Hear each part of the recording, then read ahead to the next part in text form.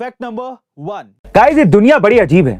यहाँ आए दिन ऐसी घटनाएं होती रहती हैं जिस पर यकीन कर पाना कभी कभी मुश्किल हो जाता है। और कुछ ऐसा ही देखने को मिला राजस्थान कोटा के रावथा रेलवे स्टेशन पर, जहां एक 6 फीट लंबा कोबरा सांप रेलवे स्टेशन के कंट्रोल पैनल होल में घुस गया और काउंटर पर जाकर ऐसे बैठ गया कि मानो उसने कंट्रोल पैनल का चार्ज अपने हाथ में ले लिया है और बाकी अधिकारियों को यह बता रहा है कि तुमसे अच्छा काम मैं कर सकता हूं।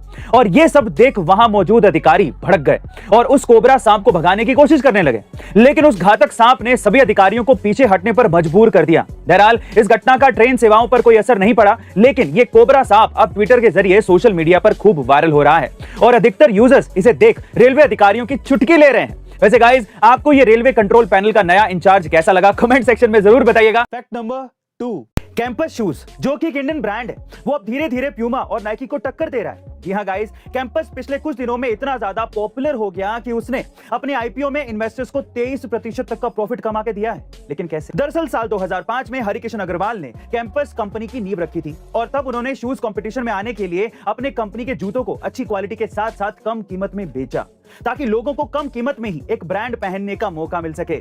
और यही नहीं, जब कैंपस के जूते ऑनलाइन भी आए तब भी उनका प्राइस नाइकी और एडिडास के जूतों से कम ही था और एक अच्छी क्वालिटी की वजह से कैंपस धीरे धीरे एक ग्लोबल ब्रांड बन गया। यानी कि जहां एक वक्त नाइकी, एडिडास और प्यूमा जैसी कंपनियां इंडिया के स्पोर्ट्स शूज मार्केट में राज करती थी, वहां अब कैंपस 17% का मार्केट शेयर होल्ड करके ग्लोबली पॉपुलर हो चुका है। Fact number 3। गाइस, ये कहानी है एक ऐसी लड़की की जो बचपन में अपने परिवार के 6 सदस्यों के साथ 10 बाई 12 की एक झोपड़ी में रहा करती थी। गरीब पिता के साथ उसका पूरा बचपन मुंबई के एक सिग्नल पर फूल बेचने में चला गया। और तो और वो एक ऐसे समाज से ताल्लुक रखती थी जहां पढ़ाई को एक अभिशाप माना जाता था। लेकिन इन सब परेशानियों और चुनौतियों के बावजूद भी उसने कभी भी हिम्मत नहीं हारी। उसने अपनी पढ़ाई को अपना हथियार बनाया और अपने माता पिता को अपना मोटिवेशन।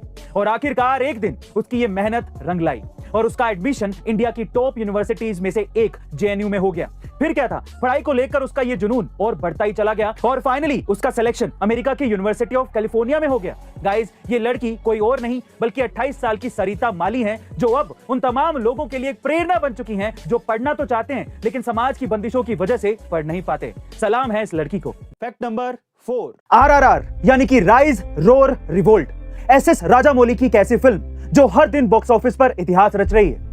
और इसकी सबसे बड़ी वजह यह है कि यह फिल्म भी कश्मीर फाइल्स की तरह इतिहास की सच्ची घटना पर आधारित है। यह कहानी है भारत के महान स्वतंत्रता सेनानी अल्लूरी सीता रामाराजू और कोमा राम भीम जी की, जिन्होंने अपने देश की रक्षा और स्वतंत्रता के लिए अंग्रेजों और हैदराबाद के निजाम से लड़ते हुए अपने प्राण त्याग दिए। इस फिल्म को बनाने में 400 करोड़ रुपए लगे हैं, जिससे अंदाजा लगाया जा सकता है कि हमारे स्वतंत्रता सेनानियों की कहानी दिखाने के लिए राजामौली जी ने कितनी मेहनत की है। और यह जरूरी भी था, क्योंकि आदिवासी समाज से ताल्लुक रखने वाले ये दोनों स्वतंत्रता सेनानी इतिहास के पन्नों में दबे हुए थे। गाइस, राजामौली जी पहले ऐसे डायरेक्टर हैं जिन्होंने स्वतंत्रता सेनानियों को दिखाने के लिए 400 करोड़ रुपए लगा दिए। उनकी सोच को हम दिल से सलाम करते हैं। ऐसी अमेजिंग वीडियोस के लिए शेयर, सब्सक्राइब एंड लाइक। मिलते हैं अगली वीडियो में।